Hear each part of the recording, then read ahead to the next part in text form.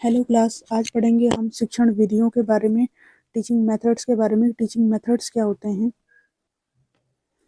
शिक्षण विधियां वह साधन है जिसके द्वारा टीचर क्लास में अपना शिक्षण कार्य को पूरा करता है।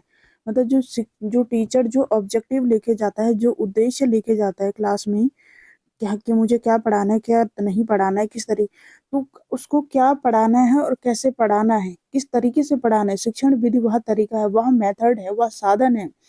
जैसे राम एक हिंदी में एक एग्जाम्पल रहता था कि जब हम कारक पढ़ते थे तो उसमें रहता था कि राम ने रावण को मारा। तो किससे मारा? राम ने रावण को मारा, मतलब रावण को मारा तो किससे मारा? तलवार, तीर, धनुष, इस तरीके से। तो तीर से मारा। तो वही है कि आप उन्हें पढ़ा रहे हो तो किस तरीके से पढ़ा रहे हो, किस साधन से पढ़ा रहे हो। तो वही है शिक्षण विधि। अब हम एक एक करके बात करेंगे। शिक्षण विधि लेक्चर मेथड के बारे में बात करेंगे। लेक्चर मेथड यह सबसे पुराना मेथड है। यह टीचर सेंटर्ड है। टीचर सेंटर्ड इसे इसलिए कहा जाता है कि जो पुराने हमारे ऋषि मुनि थे, तो उन्होंने जब वेद पुराण इनकी जब व्याख्या की, तो उन्होंने अपने शिष्यों को मुख से बताया, मुख से अपने दिमाग में इसे स्टोर करा, और उसके बाद फिर इन्होंने अपने मुख से दूसरे अपने आने वाले अनुयायियों या शिष्यों को बताया। तो यह शिक्षा केंद्रित है। तो आज भी जब यह विधि है तो इसमें टीचर सेंटर्ड है, मतलब टीचर सुपीरियर रहेगा। चॉक एंड टॉक मेथड भी कहा जाता है। बड़ी कक्षाओं के लिए तो यह उपयोगी है, जैसे ऑनलाइन टीचिंग होती है, सेमिनार होते हैं, वर्कशॉप होती है, तो वहाँ पे तो ये ठीक है। लेकिन छोटी क्लास के लिए नहीं, क्योंकि छोटी क्लास में लर्निंग बाय डूइंग मेथड चाहिए होता है। और इसमें लेक्चर मेथड में ओरल स्किल हमारी खाद कौशल है, जिससे हम बात करते हैं, तो हमें मतलब बोलने का अच्छा तरीका होना चाहिए, तभी यह अच्छा किफ़ायती रहेगा यह व्याकरण। फिर है डिमॉन्स्ट्रेशन। डिमॉन्स्ट्रेशन क्या होता है? प्रदर्शन विधि। प्रदर्शन मतलब कहीं पे भी जब कोई स्टॉल लगे रहते हैं ना, कोई मेला होता है, कोई फेयर होते हैं, ये स्टेट गवर्नमेंट के द्वारा, सेंट्रल गवर्नमेंट के द्वारा अलग अलग है। दिल्ली में प्रगति मैदान में बुक फेयर होता है। तो मतलब एक किस्म के और एक तरीके से मतलब शो ऑफ करना। तो प्रदर्शन विधि वही है, दिखाकर, मतलब बच्चों को क्या दिखाना है। जैसे प्रयोगशाला में ले जा लिया बच्चों को, वहां पे कोई रिएक्शन करवा दिया उनके सामने कि देखो ये ऐसा हो रहा है। साइंस की लेबोरेटरी में ले गए, ज्योग्राफी की ले गए, अलग अलग सब्जेक्ट की लेबोरेटरी में उनको दिखाना। मॉडल या ऑब्जर्वेशन, मॉडल के द्वारा भी उनको दिखाना। फिर है मॉडल मीन्स, अगर जो चीज़ तुम, मॉडल का मतलब क्या होता है कि जो चीज़ आप उनको प्रत्यक्ष रूप से उनको सामने नहीं ला सकते, तो उसका मॉडल लाना। जैसे शेर को, अगर शेर का कॉन्सेप्ट अगर बच्चों को दे रहे हो, जैसे वीआई बच्चा है, अगर आप उसे शेर का कॉन्सेप्ट दे रहे हो, अदर डिसेबिलिटी के बच्चे तो ठीक है वो देख लेंगे, लेकिन अगर एक विजुअल इंपेयरमेंट बच्चे को आप शेर का कॉन्सेप्ट दोगे तो कैसे दोगे? उसे जू में ले जाओगे, उसे टच कैसे करवाओगे? तो आप क्या करोगे उसके लिए? आप क्या करोगे? उसके लिए आप एक टॉयज ला दोगे शेर का। इस तरीके से आप उसे मतलब वह चीज़ न देकर दूसरी चीज़ देना, जिससे कि वह वही फील कर सके, वही चीज़ समझ सके। फिर है डेमोक्रेटिक। डेमोक्रेटिक टीचिंग स्टाइल भी हमने बात की थी, जब हमने इससे पिछले वाले वीडियो में हमने टीचिंग स्टाइल के बारे में पढ़ा। जहाँ टीचिंग एप्टीट्यूड की बात कर रहे थे, तो उसके बाद हमने टीचिंग स्टाइल को देखा था। तो ये लोकतांत्रिक विधियां हैं, यहाँ बच्चों को ज़्यादा वैल्यू दी रहती है। बच्चे और टीचर को बराबर अधिकार होते हैं। यहाँ पे बच्चों की भी सुनी जाती है। अगर एक टॉपिक पे बात हो रही है तो उस टॉपिक पे बच्चों से भी उसकी राय पूछी जाएगी। बच्चों को भी समान अधिकार होता है, वहाँ पे दिया रहता है। ये लोकतांत्रिक विधि है। लोकतंत्र का मतलब है कि सबको अधिकार। तो क्लास में लोकतांत्रिक का मतलब है कि प्रत्येक बच्चे को अधिकार, चाहे वो फर्स्ट बेंच में बैठा हो, चाहे वो लास्ट बेंच में बैठा हो, चाहे वो अधिकार होना चाहिए। चौथा है हमारा ग्रुप डिस्कशन। ग्रुप डिस्कशन विधि क्या होती है? इस मेथड में क्या होगा कि पहले टॉपिक दिया जाएगा, उस टॉपिक को बच्चों के लिए कोई ना कोई इश्यू क्रिएट किया जाएगा। कि जैसे आप बोल दिया कि उत्तराखंड में बार बार आपदा क्यों आती है, ये तो बहुत बड़ा टॉपिक हो गया, लेकिन बच्चों के अकॉर्डिंग आप दे सकते हो कि यहाँ पे क्यों आपदा आ रही है। तो कोई बोलेगा कि पहाड़ काट रहे हैं, कोई बोलेगा कि यहाँ पे सर मैडम यहाँ पे ना बार बार क्या करते हैं, पहाड़ कटते हैं, गवर्नमेंट क्या करती है, रोड बनाती है, जिस वजह से वो रोड मतलब जो पहाड़ है वो कच्चा हो जाता है और यहाँ पे क्या होता है, आपदा आ जाती है। कुछ बच्चे बोलेंगे यहाँ पे ना वृक्षारोपण प्रॉपर तरीके से नहीं हो रहा है। तो इसमें क्या हो रहा है, अलग अलग आइडियाज आ रहे हैं। जब बच्चों के अलग अलग आइडियाज आएंगे तो न्यू नॉलेज गेन करेंगे बच्चे, बच्चे नया सीखेंगे। अगर एक बच्चा किसी अच्छी एजुकेटेड फैमिली से आ रहा है, वो यहाँ पे अपने आइडिया शेयर कर रहा है, दूसरा बच्चा यहाँ पे ऐसा आ रहा है कि उसके पेरेंट्स को अपना खाने पीने का जुगाड़ कर ले वही बहुत है, तो इसमें क्या होगा कि ये बच्चा यहाँ पे इसके आइडिया सुन के यहाँ से न्यू नॉलेज गेन करेगा। फिर बच्चा इसमें क्या रहेगा, एक्टिव रहेगा। दोनों तरह के बच्चे, मतलब दोनों क्या, प्रत्येक यह भारत एक बहु विविधता वाला देश है, तो इसमें सारे बच्चे क्या रहेंगे, एक्टिव रहेंगे।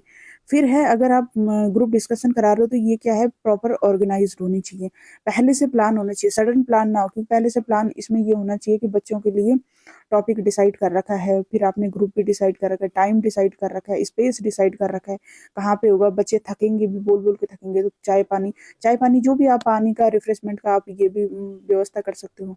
इससे बच्चों की क्या होगी, सोशल स्किल डेवलप होगी, उनका बिहेव डेवलप होगा, अच्छा बिहेव, पॉजिटिव बिहेव आएगा, पॉजिटिव एटीट्यूड आएगा, संवाद कौशल, कम्युनिकेशन स्किल्स बढ़ेगी, नेतृत्व की क्षमता बढ़ेगी, धैर्य आएगा बच्चों में, प्रॉब्लम सॉल्विंग मेथड आएगा उनमें, कॉन्फिडेंस आएगा, सुनने की क्षमता आएगी, टाइम ज़्यादा लगेगा। इसमें देखो, सोशल स्किल का मतलब बहुत सारे बच्चे होते हैं जिनको नहीं पता होता है कि किससे कैसे बात करनी है, और टीचर का काम क्या होता है, आके क्लास में पढ़ाना।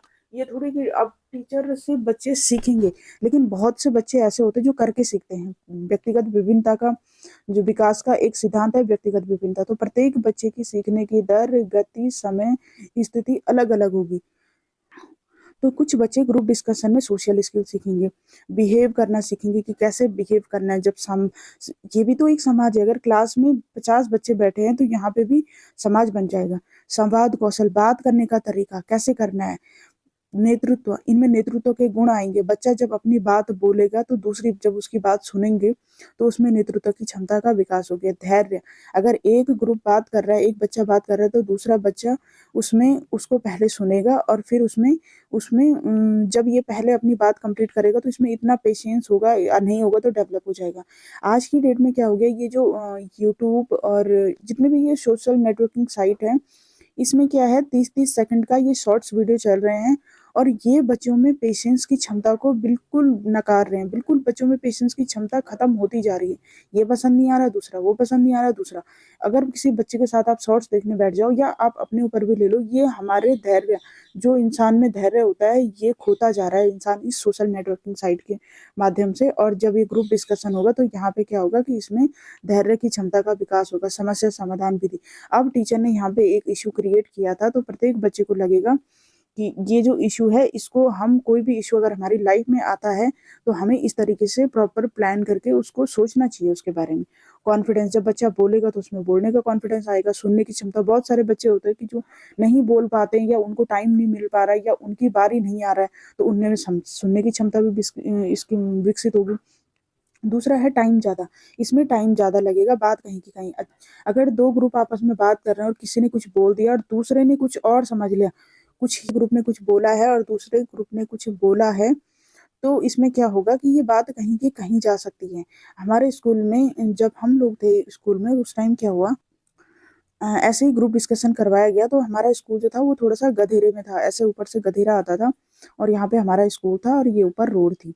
तो इसमें क्या हुआ, यहाँ पे किसी का घर था एक बच्चे का, और दूसरे को बोला कि ऐसे ही मतलब बारिश तेज हो रही थी बाहर, अच्छा बच्चों बारिश तेज हो रही तो क्या हो सकता है, तो एक ने क्या कमेंट करा, टीचर इधर पे पीछे से कमेंट करा एक बच्चे ने कि सर इसका ना घर बह जाएगा पूरा।